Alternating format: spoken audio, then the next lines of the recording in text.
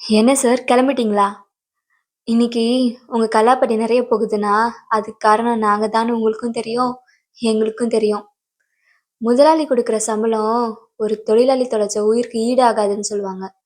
நாங்க உங்க முன்னாடி நிக்கிறது ஒரு சாதாரண இன்கிரிமெண்ட் கேட்டு இல்ல சார். உங்ககிட்ட அடமானமா இருக்கிற எங்களோட உயிர திரும்ப கேட்க வந்திருக்கோம். நீங்க பிசினஸ் பேசுறீங்க. மார்க்கெட் டவுனா இருக்கு, போட்டி அதிகமா இருக்குன்னு. ஆனா இந்த பசி இருக்கே சார், அது எப்பவும் மார்க்கெட்டுக்கு தகுந்த மாரி குறையாதுல்ல. நாங்க இங்க சிந்துன ஒவ்வொரு துளி வேர்வையும் தான் உங்க கம்பெனியோட முதலீடு.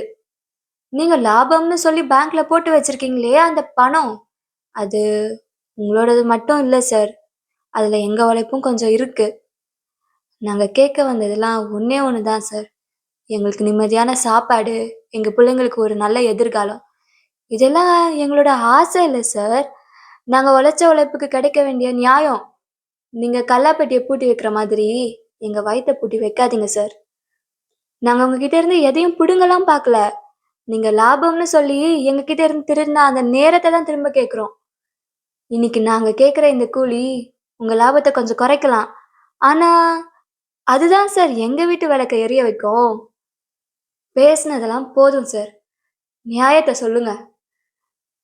நாங்க உழைக்கிற ஒவ்வொரு நிமிஷமும் உங்களுக்கு லாபம்னா, அந்த லாபத்துல ஒரு துளி தானே நாங்க வேணும்னு கேட்கிறோம். எங்கள வெறும் மிஷின் மாரி பார்க்காதீங்க சார். நாங்களும் உங்க வாழ்க்கைய தாங்கி பிடிக்கிற ஒரு மனுஷங்க தான்.